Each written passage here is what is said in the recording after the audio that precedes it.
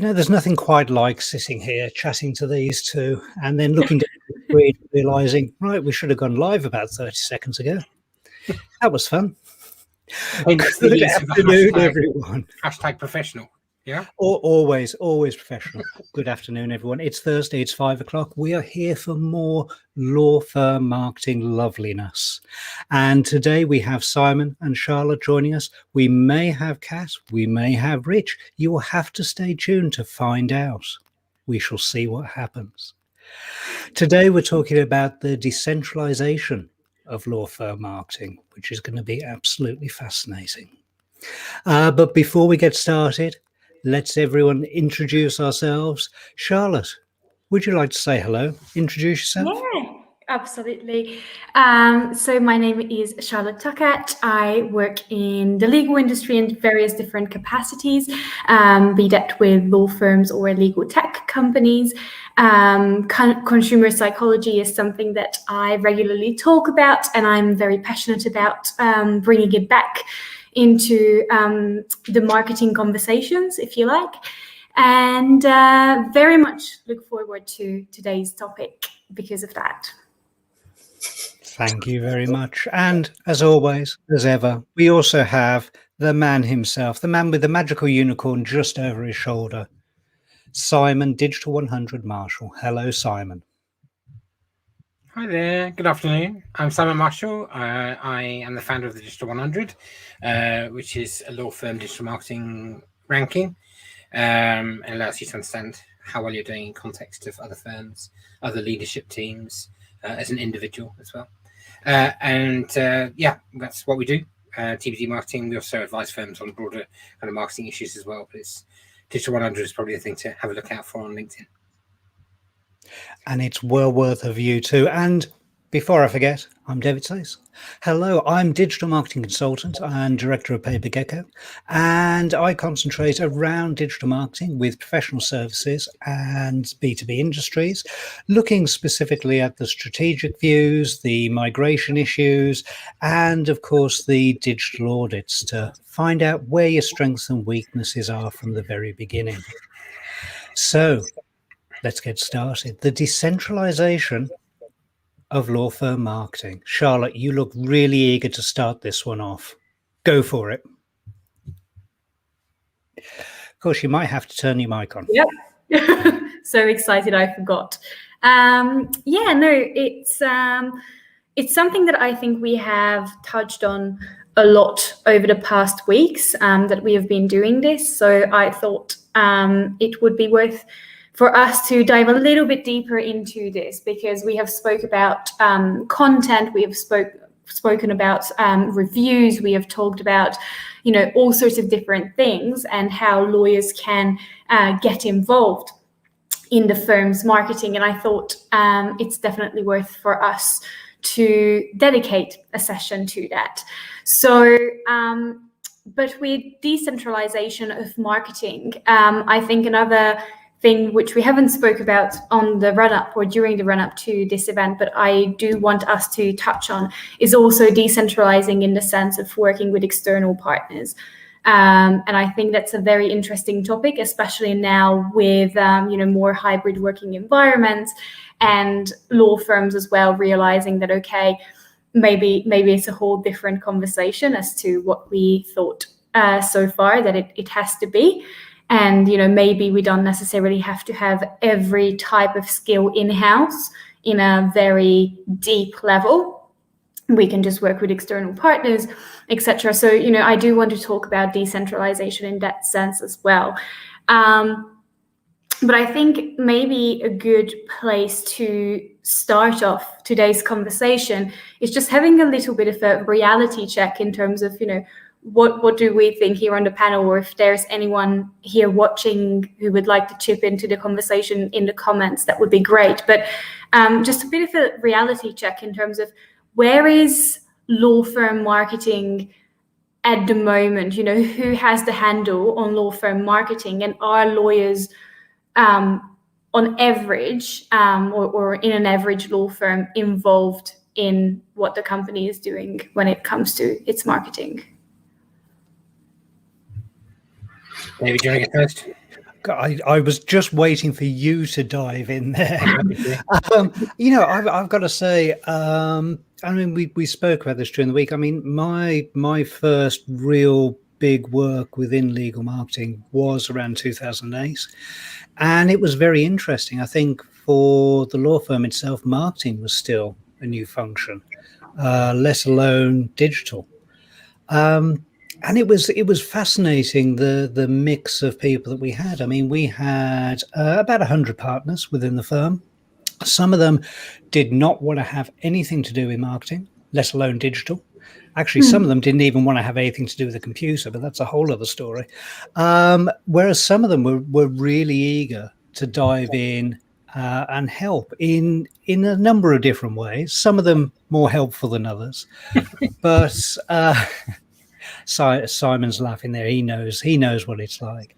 But I think for me, I mean, over the course of my time in-house with that firm, it was really about building up the champions within the business, within the firm, giving a voice to marketing, and especially the digital side for me was absolutely vital, and it really did help. I mean, we ended up with quite a few fee earners partners who were quite self-sufficient around that marketing element, and it was great because it meant that the briefs that we were getting from them were really good. They made sense. They weren't totally nuts, and it also helped us with some of our workload as a marketing department.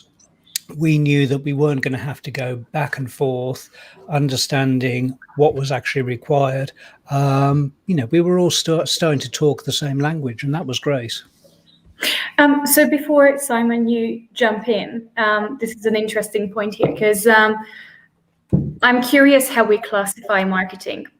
This is something that I'm quite passionate about, and I think it's a difficult thing to bring up because people sometimes don't understand, or they go, okay, but then why do you have the title? But where you said that they weren't really engaged in marketing, or they didn't have a marketing department, I think it begs the question of where does marketing start and end?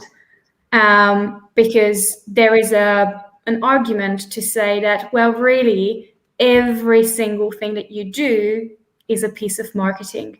The legal work that you deliver and the way you deliver it, that's a piece of marketing. Whether you call your client 2 weeks later to say, how you're doing, that's a piece of marketing. And I think, law firms very often don't classify those actions as marketing, whereas that's a giant piece.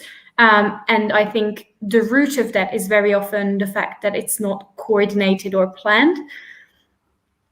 Tactical. Tactical over strategic. That's what I found with a lot of firms that I've worked with, not just in the legal profession as well. That it is often that when you do have that marketing capability within a firm, it can often dangerously become a very tactical, do this sort of function, and that's a real shame. And I think that's where greater knowledge is going to benefit the firms, having that shared knowledge of what marketing is. I know one firm that had I think it was one of the big consultants came in, and they were asking business services what they thought of fee earners in the nicest possible way, and also asking fee earners what they thought about marketing, what it did. And some of the responses were interesting because it was things like, oh, they just do the events, they just do the PDFs, and it was more than a little bit disappointing to hear that. It's self-fulfilling prophecy, isn't it? It's a self-fulfilling prophecy. If you think that your events team or your marketing team is going to do your events in your PDFs, then guess what? They're going to do your events in your PDFs. But listen, the thing that we can't lose sight of here, and anyone watching this video, and it will go out to a broad set of people afterwards, is this is no one else's problem than the CMOs, right? The CMO's job is to make sure that everybody in the organization and everybody within the marketing team understands marketing's role in getting the whole organization to market efficiently. That is the role of marketing, right? It's not to do everything. is to know that it's being done and where that effort should come from. Charlotte is bang on the nail, as usual, about what it is that constitutes marketing, and we're using it in the broader sense here to include business development activities. They're mainly going to happen at a partner or a lawyer level within law firms, and those activities still need to be ones that are curated, augmented, enhanced, whatever it might be, by the marketing team. The percentage of effort that goes into those versus the amount of time that the lawyer might spend on it might well be in a different ratio to some of the other things that happen, where one piece of content idea is enough for a marketing team to do loads of things with it centrally on the marcoms elements as well. So I wanted to mention that, but there's no one just starting out with that key point at the beginning, right?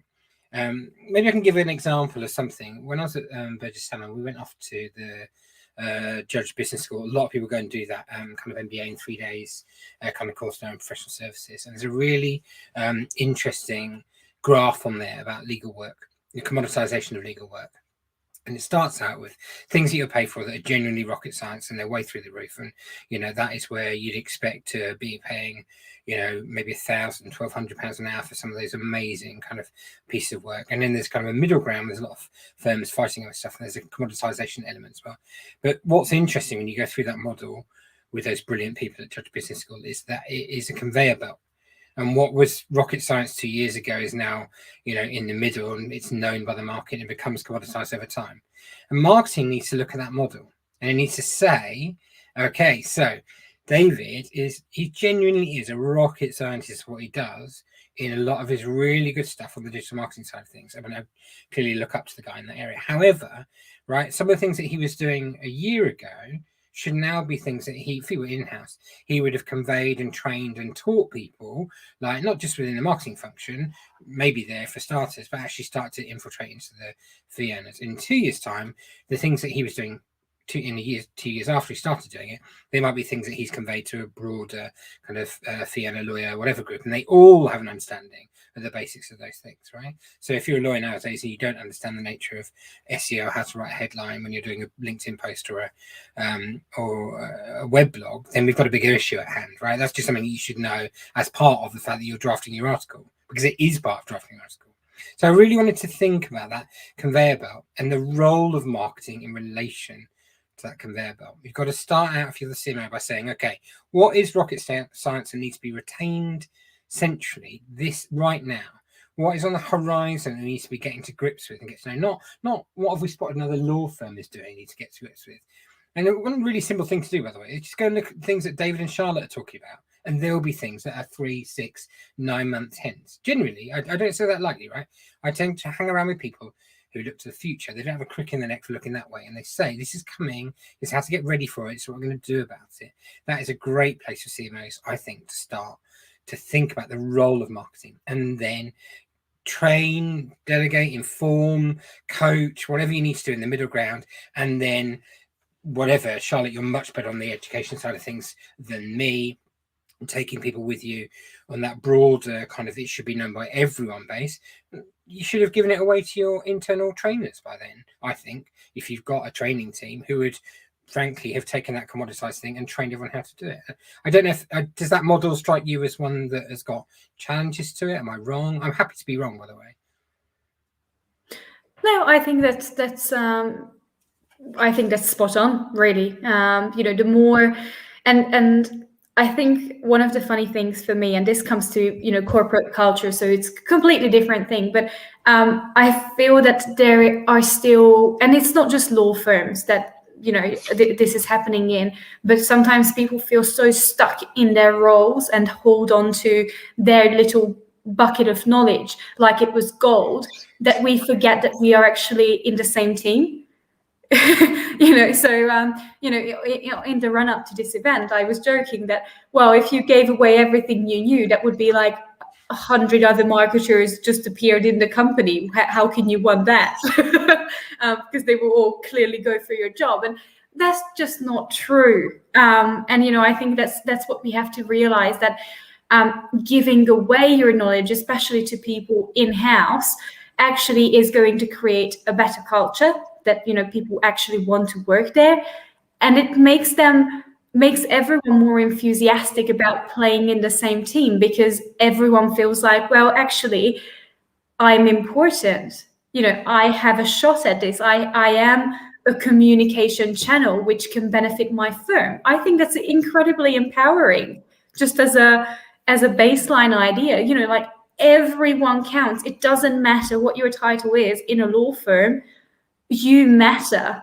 And you never know what happens the next day. So I think that's, as an idea, that's spot on.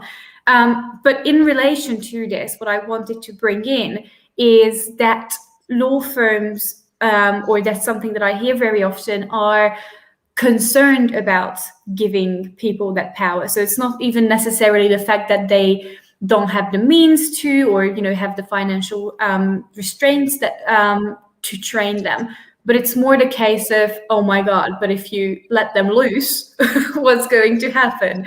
Now, some firms might have social media policies. I don't know. I would be interested in hearing, from one of you, whether you found that to be a common practice.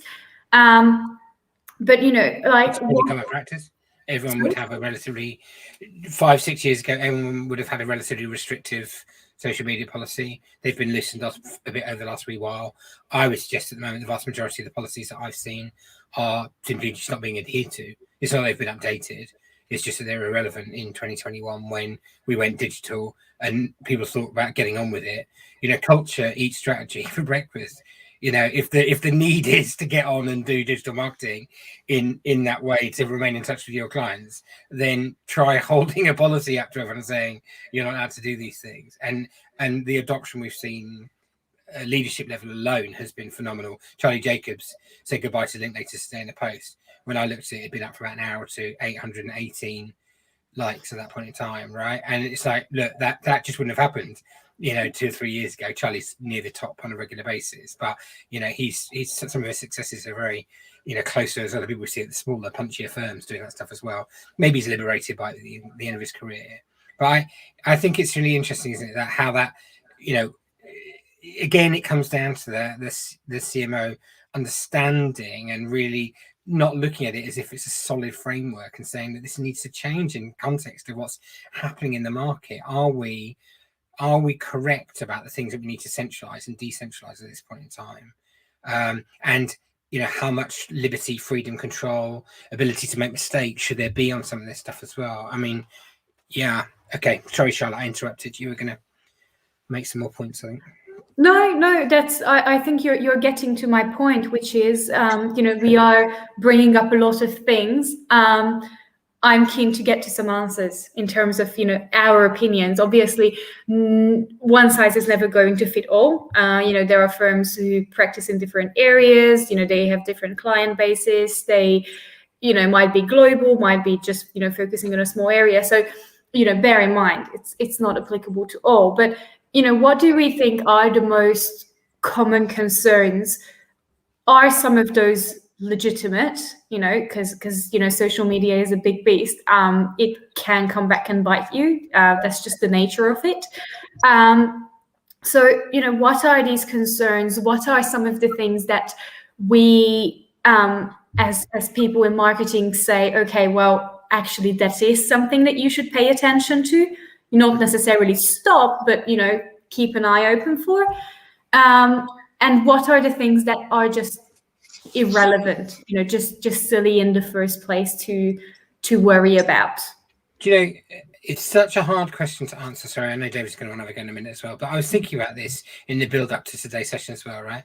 And if you're Coke, the answer is very different to if you're Clifford Chance, right? Because if you're Coke, the idea of remotely allowing anyone to do anything with decentralizing the brand and the identity is frankly crazy. Marmite, Coke, look at them. They stick so closely to what they've done for years and years and years. They're saying in the trademark world, don't mess with the mouse, right? Disney, exactly the same, right? Don't mess with the branding. Think about Coke for a minute. It's got the main campaign, and then it's got 2 seasonal campaigns. It's got the summer campaign, which they always do, and then they've got the Christmas campaign, right? If you think about it, those are the deviations, and they're the subsets from the main brand as well. That's all centralized. You don't mess with that. They don't hand out the gifts or logos or pings, or don't give them to anyone to do anything with, right? You want anything, you go through the brand team. Now, is that relevant to a B2B kind of organization, professional services organization? Maybe, maybe not, right? Some firms might say, no, we want to control the brand this way, I want to do it a certain way. There's a couple of PLC law firms that I think do behave that way. And others say, no, we know that we're going to, decentralize the ownership of slide decks and other things as well that would otherwise be branded. So do you see how even just on one area of one part of the department, the answer has to be, it depends. And then also, like, it's up to the CMO to make the appropriate decision. But I want time and context to be put into that mix about what the appropriate decision is and do the right thing for your organization. And I think that time and context thing will be what allows you to pivot quickly and say, well, wait a minute, no one could get into a Zoom call by their, phone yesterday, and it's now on brand to do so. Or we all insisted on all our videos that went out from the corporate thing having a sting at the beginning and a sting at the end. Well, that's just not possible when everyone's working from home, right? And you just say to everyone, don't worry about it. Like, you go for it instead. And I think making those bold judgments in a short time frame is the role of the CMO. It's really the role of the CMO. The CMO shouldn't be doing a load of execution stuff. They should just be seeing the bigger picture, seeing the framework, the context in which your organization is operating, and then making big calls and then sticking their name next to it to say this is what we should be doing at this point in time. So I think there's that one. David, you should have a go, because I've got a big topic I want to come to in a minute, which I think it's going to please Charlotte, because it's got some of the answers in as well. Well, no one's going to listen now. They know there's a big topic coming up. So, there's only a secondary topic behind whatever you're going to say. They're calling into your services at the moment, like trying to instruct you, and you're on a phone call. So, I was just thinking, I think social media and how I saw that coming up from sort of early mid 2000s, how initially it was almost a free for all. And then it turned into a complete lockdown. And I know there were some pretty big firms that didn't get into social media for a long, long time. There was a real concern about it. And funny enough, I used to do presentations at the Prince's Trust about social media, and I had a great slide deck talking about the fails at the time and how people dealt with it. And it was true, especially back then. You would have somebody who literally had an open Twitter account of the business, often sitting next to their own personal Twitter account, and well, you can imagine what happened. But I think with the smarter firms, you get the processes in place. There's plenty of software applications that can help with the governance around that as well, and mitigate some of that risk, which I think is very important. I know with a number of firms, I've used the likes of Hootsuite. So it allowed the partners to put together the social media that they wanted to. And for certain partners, it might come through marketing, just have a quick look and check before it went live. Did you shepherd it through, did you? Is that what you did? I don't. We had a dedicated Twitter account that used to follow everyone who had a Twitter account at the firm.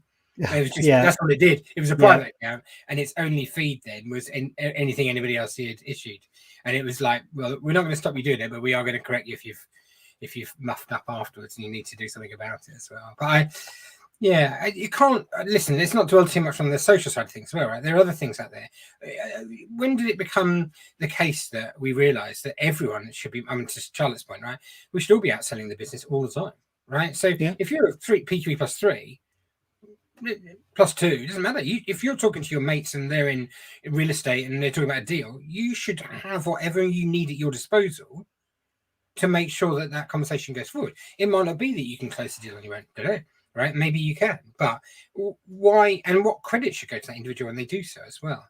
And I think that firms are getting savvier about it and better about it as well. But it's the job of marketing, it's the job of CMO to make sure that we empower those people who are having, point-to-point conversations with actual people who are going to really instruct you in real life and make sure there's this low friction as possible to the instruction, and that it's not a partner who gets all the credit for that when frankly it's a junior that's brought the work in as well. And I think that's seeing it work that way probably evolves from one step above, where I think we got this right OC, and it's not me, it's definitely the leadership team, Simon and others as well, who educated the whole business what the strategy was all the time, let everyone kick the tires on it all the time, took questions at town halls once every quarter, whatever it might be. It's amazing stuff. And at the time it felt like, okay, why are we kind of doing this? And got to understand, but after a while when I got to understand why we were doing it and really have, you know, a population of people who all understood what the firm is doing all the time,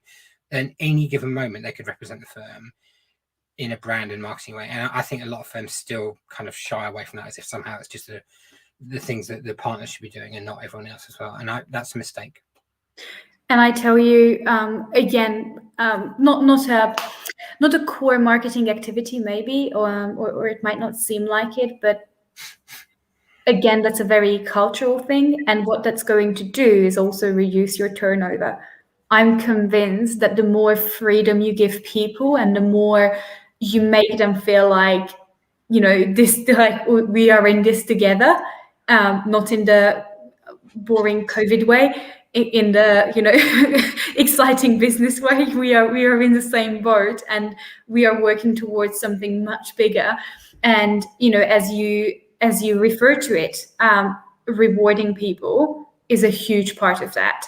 And, you know, maybe it comes down to, for example, reporting on your marketing, you know, be that digital or be that in person. I think it's huge. And for some people, it doesn't, you know, rewards don't have to be monetary. It's enough if you say, guys, you know, through your personal accounts or through your personal relationships, the firm has generated XYZ amount of income this month. That's huge. Just giving people public credit for it. Yeah, I think recognition is huge. I think reward should go with it as well. I think it's massive, and I think you should step outside of the normal boundaries and just say, yeah, it's an equity partnership, but this person brought in a £2 million deal and they did it at PQE+2. They're going to see some financial benefits as a direct result of that. Why wouldn't you do that? If it were anyone else giving you the business, you would. So why wouldn't you do it for own people? It's incongruous to say it's the case. One of my mates got made up at PQE+4 to partner, because it was a smaller firm that was lithe and savvy and knew what they were doing, right? Yeah, okay. Bright as sharp as a tack, right? Brilliant at winning business as well. Absolutely brilliant. But, you know, fundamentally, they were lithe, serious enough to understand that person needs that. It doesn't need to go anywhere else. Doesn't need to lose that person to another firm who are going to lure him with dollars rather than pounds, as it were. Now, listen, there was something I want to talk about here, and this is the big one, David. Second biggest behind your point, right? I think we've got to be really careful where we choose to put budgets, because budgets drive behaviors, okay? And the allocation of budgets, right, in a decentralized way. So I did work at a firm where every partner had a personal allowance on their budget. And so you had some central kind of core central, this is 20 years ago, 15 years ago, we had a central fund, and then we had everyone had their money. And what it created was chaos, right? And also pockets of genius, because some of them would work out, actually, if we club this together, we can co-create something. And literally, financially, people were invested in doing stuff together. It was basically like having startup clubs who said, we're going to do this thing. And you couldn't turn it down if you're a marketing team. If they're going to go and do this thing and they've all clubbed together and they've done this, nothing you can do to stop it, right? But it meant it was the thing they were going to do, right? And they were behind it and they'd agreed it. And some of them said, no, I'm just going to eke this out and take out, it was £3,000. It's 15 years ago per head, right? So it's not a small amount of money per year. And you could take people out, David, then in those days. Remember those days? I remember those days. You know, for 20-odd, 30-odd decent lunches. I right? don't. Charlotte, enough.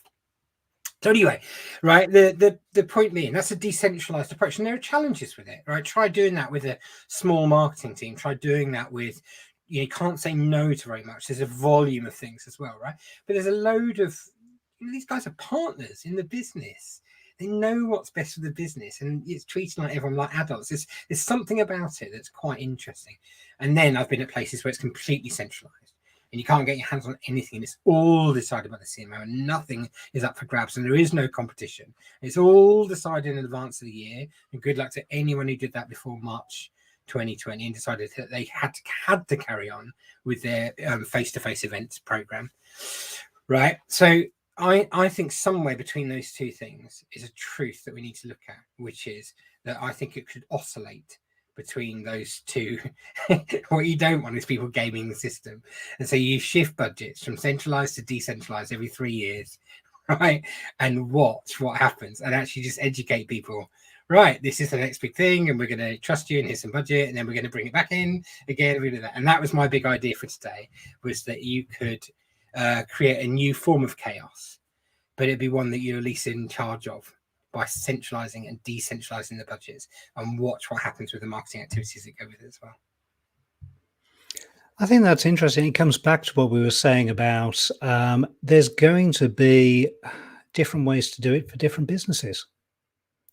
What will work for some won't work for others.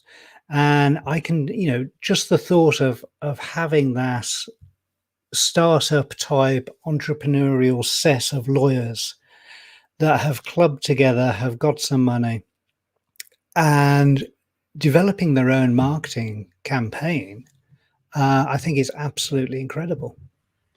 So let's take that example right for a minute. So let's say 5 of them get together, they've got 15 grand, and they're going to do a report, and they're going to run an event, and they're going to have some people in it. That's what they want to do.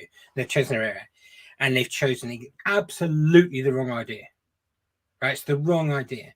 Then as a marketing team, you get to focus your energies on this is brilliant energy and exactly the right behaviors, and you're going everything great guns. It's just that X. And I wonder if we might do Y instead, right? And trying to move that 10 degrees over there, once you've already got the impetus and everything behind it, you're only having to win one game, right? Whereas come with a really great idea centrally from marketing, try and find somebody who's not busy enough in the marketing, out there in the firm, but they're good enough equally so they'll drive the program and everybody respects them, into massive headaches. Do you see how it changes the conversation a bit? I'm not saying it hasn't got threats to it. It really does. But yeah, it was chaos at times. It was chaos at times. Oh yeah, but what that does is gives people that sense of control. And again, we can frame it in loads of different ways. But if you let people believe that it was their idea, and you're just there, jumping in as the subject matter expert, helping them make their idea even more successful, that's an entirely different conversation. Like you would be crazy to send someone away trying to help you. So I think that's a very smart way to do it. And yeah, now the question is is there an upper limit in terms of the firm's size that can do this? So my thinking is, if you give a firm with, I don't know, 2,000 people this kind of control, what you will end up with is potentially a dozen events, webinars, like all sorts of chaos, as you said. So is there an upper limit, or like a healthy point at which we think that, okay, maybe that's where the line needs to be drawn for this to make sense and for the chaos to be not uncontrollable? Not necessarily. It's a good question. I mean, I'd happily take 50% of their fees, each of them, to give them the answer to that question and find out the answer to that question. I mean, I think is there a limit to it? No, you just approach it on a divisional basis, I suppose, or on something. And the bigger mistake that was made, I think, Charlotte, was it was only partners that were given the funds, but it was 15 years ago, right? And in my experience, having agency at a more junior level when you're PQE 2, 3, 4, and people trusting you enough and treating you like an adult, say, here's £1,000 a year that you can go and spend on BD, and you don't need to sign off from anybody else, right? Should leave it to the experts from Graham. Who are the experts? But here's the point. I really want to talk to that. That's the question, Charlotte, right? Who's the expert? The expertise in marketing sits here. It's on the Venn diagram of the person who's going to market and the marketing supremo who's working for them. And in between that and that sweet spot, that's where we should be focusing our efforts. So if we put budget into something that those two parties can agree together, and if the marketing person's not agreeing the right thing or doing the right thing, then frankly, they've got to go. Right, they're the ones who've got to go, right? Because our job as marketers is to convey as much of that knowledge onto the people we work for internally as we possibly can. So it's our failing if they don't know how to spend that money the right way. I genuinely believe that, right? It was always our issue, right? So David, question for you, because you're quiet. I'm I'm the one pressing the buttons behind the scene. Go for it. In everything. Yeah. How do we get started? So, we said, okay, let's give people control. There is a form of, let people run with a budget and, try and catch them before they fall, if they were to fall. But what is the knowledge? Our job is to pass on knowledge to the people in the firm. What does that look like? And where do we even start? From the time I've spent with law firms, I think sometimes it's as simple as building those relationships across the fee earners and business services.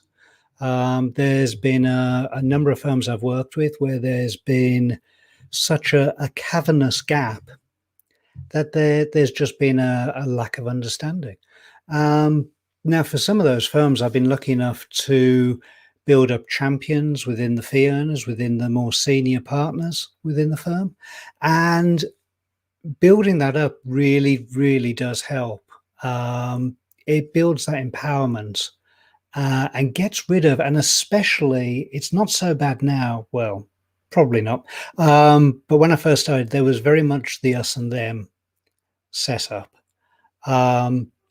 So I think being able to be there and support each other, because I think, I've spoken to a number of partners of law firms who've had some fabulous marketing ideas, and they just needed somebody with some of that extra marketing knowledge to give it the validity it needed and to help tweak it and make it ultimately massively successful. And it really is. I think it's teaming up marketing BD more solidly with the fee earners is never a bad thing. I've had an idea a while ago, and one that I never managed to bring to fruition, which is that when you hire a new partner, they should be given a buddy. There's a point in time where they stop really being an HR kind of point of concern anymore, and they're not yet with the business, right? Because the comms team has spoken to them, there's a new press release being drafted, how they're going to hand in their notice to their old place, what does their business plan look like, and can we bring it to reality? Is it just a work of fiction, or is it actually going to be something that we can deliver? How are we going to make that business plan happen within 6 months rather than 18 months, right? How can we get ahead of the figures, etc., right? So that buddying system that David's talking about there's an easy place to start to even just trial it, and that's just with lateral hires. Because that person, if imagine, right, if I come into the business, if I go and work where David used to work, he can walk me into rooms quite easily, right, in a way that I just can't do on my own.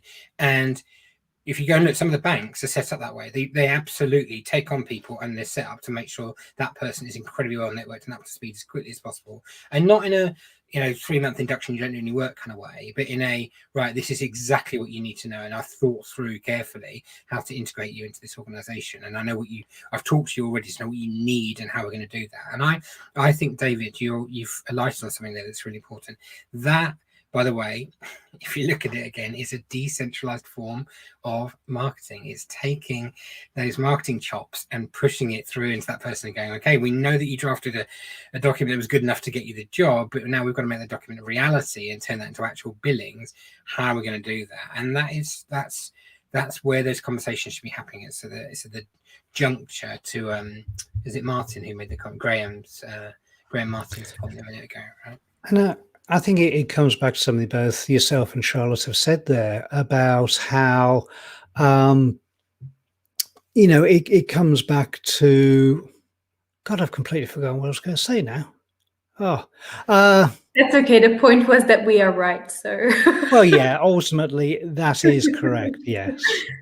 I think that's very good. And let's make a slightly a tangential point, but it's quite an important one as well. Some things in David's area and my old areas of comms and PR stuff, you don't want to be decentralizing some of those things. And not just because he and I work in those areas, but because actually, and this, Charlotte's going to segue hopefully into what you want to talk about with agency expertise, is that relationship needs to take place between marketing team quite often and external providers, right? Where there's agencies. I think there's a role for really strong PRs in-house, of course, at law firms, but the role of that PR might well not be the one that they would do if they were agency side, right? And I think of people who, the thing that I was good at was always, taking the baton from a partner and really running with an idea very quickly and handing the baton over to a really media supremo and just going places like everywhere you can. There's one now who's a CMO at a law firm who, when we worked together, she just got us coverage everywhere all the time, and we really enjoyed working with each other because we knew what our roles were, and you kind of just took it from here to here. David, I think that digital marketing can be a bit like that, where you just go, I know that my job is to know what the need is and the policies and the partnership and the demand and what they do, and then to interpret that so that you get what you need from an agency who, with the greatest respect, has probably got a background either in technical SEO or in graphic design. So you've got to counterbalance, any deficiencies where it might be. I don't know. I just think that there's conversations out there, but I wouldn't decentralize everything. Is what I'm saying, Charlotte. I think some of those things, as you said, Charlotte, they do need a different balance, but it's not. You're not going to get loads of PR expertise around the business necessarily. I remembered what I was going to say now. It was just simply about making it part of the business and showing that, those are the ideas, those are the creatives, that's the marketing. This is how it's gone through. And I think email and events are a great example of this. It's sort of, yes, it's been done, but what's the output of that 2 weeks later, 2 months later? And being able to feed that back into the business as a team of, this marketing fee earner hybrid, to say, well, actually it cost us this, we delivered this, it's brought in X clients, being able to share those. And it comes back again to being able to share those successes, which I think is absolutely vital. One of the law firms I was working with, I watched as the whole marketing team all at once hit the floor, because one of the senior partners came down and said, thank you for an outstanding piece of work. And apparently this was just something that never, ever happened. And while the monetary side is always really good, let's not forget that sometimes and it is often, go down to that floor where you keep marketing just above the basement, above IT, pop in, say hello, and, actually say, look, you've done a really great job here, can mean a lot to a lot of people. Absolutely. So I did a research not long ago, and it was in a slightly different space in terms of it being between legal tech vendors, consultants and law firms. So slightly different context, but it's not so different in the sense that, ultimately they're all, selling things and, there is an exchange happening. So I don't think it's fundamentally that different. And also they share the traits of risk aversion. They also share the traits of, something complex, not necessarily fully tangible in terms of what is exchanged. And just a point that I want to bring out from that study is that it came back in multiple interviews that I did that the most successful people in this space, both inside law firms and outside, be that like a third-party supplier or a consultant to the law firms, share this trait of a higher level commitment to the success of something bigger. And I know that this sounds like a very fluffy statement, but ultimately they all were just really passionate about solving a problem or, getting justice to the right clients or, making sure that these people don't get into trouble because the right legal services and, they don't miss out on legal services purely because they didn't hear about us. And, that's part of marketing. And I just thought that was such a beautiful thing. And what came out from, again, some of the most successful relationships in that context is that sometimes BD people would involve people from, say, the product team or marketing team or IT or finance in the same conversation. People who don't usually become a part of those conversations. And I thought, that was just a perfect example of everyone has a seat at the marketing table. They are just as important, pieces in that mix. And, I think when they realize that, and, when they share that commitment to the long-term goal, I think that's a very powerful thing. So, maybe a part of decentralizing marketing starts with your culture, starts with, are people actually invested in this firm? Do people actually care about where they work, or is it just a place where they come in? I'm not going to say 9 to 5 because that's probably not the hours they work. Is it a job or a career? Do you treat it as a role or a passion? It's okay to do those things. I mean, I'd layer on top of that, and I think you've heard me say the example previously when we're rolling out GDPR. I went through these what can only frankly be described as arduous meetings in relation to it, and I said, before we can start on this journey in relation to this, we need to know what our strategy is.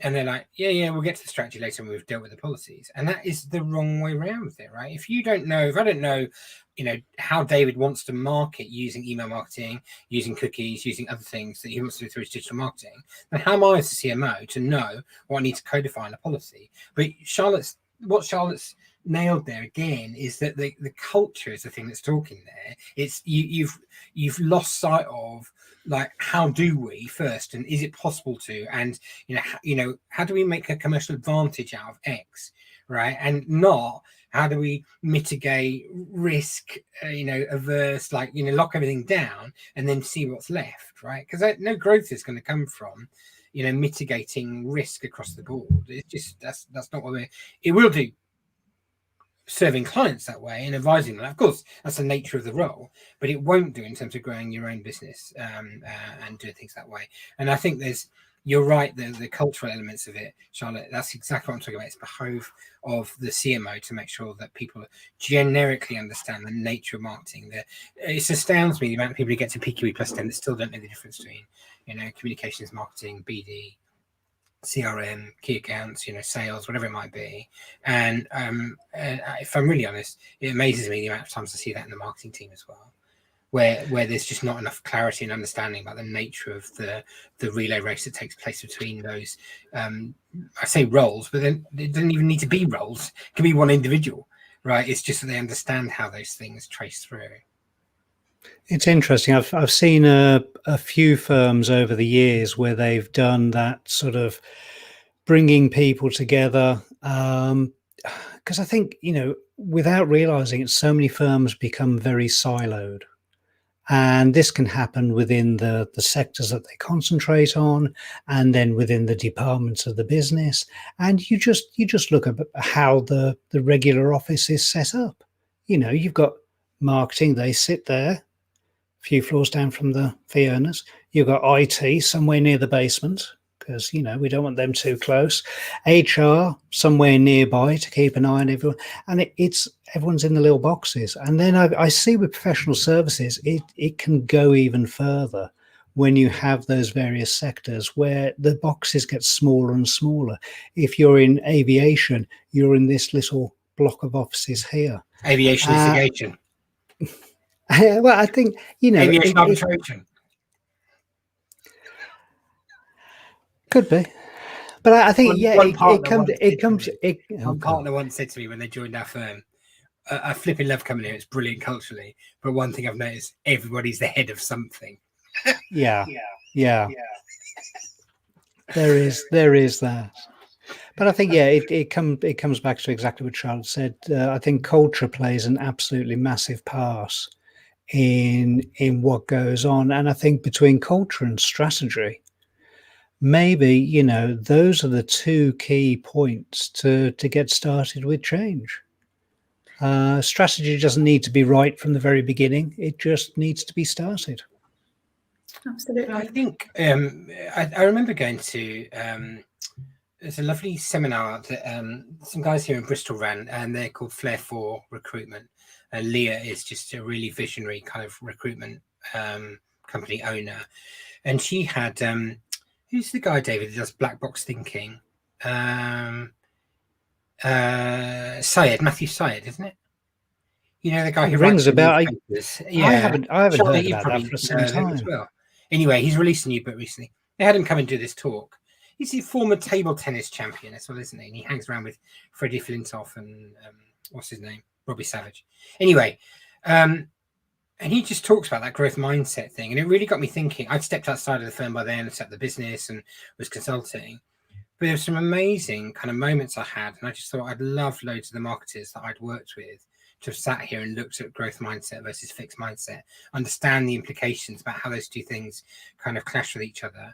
So we're asking people who work in a lock it down, secure it, mitigate it kind of way for clients to then think in a growth way, which isn't familiar, safe, or something that they're able to do necessarily. And you literally have to ask them to almost change hats and do things like that. But I think that I was going to ask Charlotte a question, which is, if you've got stuck in a rut about those ways as a team or as a department, is your experience, or have you seen examples of where using external parties is the only kind of way that you can kind of change things? If you bring a Matthew in to come do some consulting, or can change occur from within without that external catalyst? That's my question. I lost you at the start of the question where you said if someone's got stuck in their ways around marketing, they don't have that stuck in their ways. culture of marketing that we're talking about. They haven't got that mindset, and we then identify that it's an issue. We've got to do something about it. Can we do it ourselves internally? Is that possible, or do we always have to use an external force? I think we can do it internally. Like marketing being stuck in its own ways very often comes from, again, it could be a cultural issue that, well, when was the last time you went ahead with an idea that your marketing exec pitched? Like there is also an element of, where do you get your marketing ideas from at the moment? And maybe, like if we have a CMO who is cool enough to be like, well, guys, we have an issue here. Let's do, a big thinking workshop, and everyone, it's pink hatting, everyone throws in a bunch of ideas, and suddenly maybe your best pitch will come from a lawyer or a paralegal or a legal secretary. So I think in that sense it can be solved in-house. One of the other things that is, and if anyone joins us regularly will have heard me talk about, is looking outside the industry. I find that people get so stuck in their ways of doing things because they are so fixated on looking at their direct competitors or looking at people and companies that they are actually similar to, as opposed to, okay, let's think about our target audience. If they are not engaging with us, then in their free time, who are they engaging with? Who are they really as people? I don't care about, like what they do for work or, how much money they have and, all of that. Like when you have a day off on your weekend in the summer, what do you do? Where do you go for dinner? What soft drink brands do you have in your cabinet? And I think, there is a lot to be learned from those. But to your point, it can obviously come from an external party. I think there is a huge value, which I actually learned through a personal experience a few months ago, just how valuable that third party eye is. And sometimes all you need is a 1-hour consultation. And I'll be the first one to put my hand up to say, I thought those were just out there, as a as a sales pitch, do a 1-hour consultation with us and then, come and spend zillions of pounds with my company. And yes, sometimes that's the outcome. But I think sometimes you just get this flash of inspiration and you're good to go. And I genuinely have met consultants who are happy if that happens. it like they just want to see you succeed. And if that's something that you can do by yourself, and they were a part of that aha moment, then that's great. Yeah, we tend to. I mean, we've structured the way the business works now that we would charge for that time. Other people would say, "Well, do you want to come and pitch this or this?" And we'll say, "Well, actually, we think we're going to add loads of value in that initial session, and if you don't want to pay us for that time, then you're probably not going to enjoy working with us." And we give people a break clause as well to say, once we've done that initial bit, if you decide it's a great idea and you want to use it with someone else, we don't take any umbrage at that at all. Right? It's fine. If you think there's a better person, or you think you want to execute it in house, there's no problem with that at all. And that's actually how we structure it. I don't know, David. I mean, if I thought, can I spend every now and then I do it with David because he's such a rocket scientist that I need his time for an hour to like point me in the right direction on some things. And he normally charges me for 35 minutes. That's all it takes him. And it's brilliant, right? And he's worth. So if you're out there and you listen to this and you haven't used David for an hour, then, I really would suggest it as well. He might be too busy. You might not have time. I've been used and abused for many hours. But I think it's really important to kind of know like who you go to and go and revitalize those things that you're doing, and having that external perspective to come in and go, wait a minute, like you guys, the world has changed here, and you're still marketing in 2020, and it's 2021, and we're heading towards 2022. What are you doing? And suddenly you sit and think, oh, flipping it, that's. I've had it with someone recently who's just looking at what we're doing as a business and, just reframe some stuff in a certain way. It's just mind blowing. And I just thought, how do we not think of this? It's really annoying and really frustrating. But there we go. That's just the nature of bringing in someone external to give you help and have a look at things. I've seen it. And the other side is I've seen it where quite purposely there's been the change within the business because confidence, faith has been lost, and the hope is that something new will make a change. And sometimes it does make the change, but sometimes that change just isn't enough. And I think, as you both said, just sometimes having that hour with somebody to reframe your thinking. Sometimes just getting out of the office, having a walk around the block is enough of a change to spark some fabulous ideas.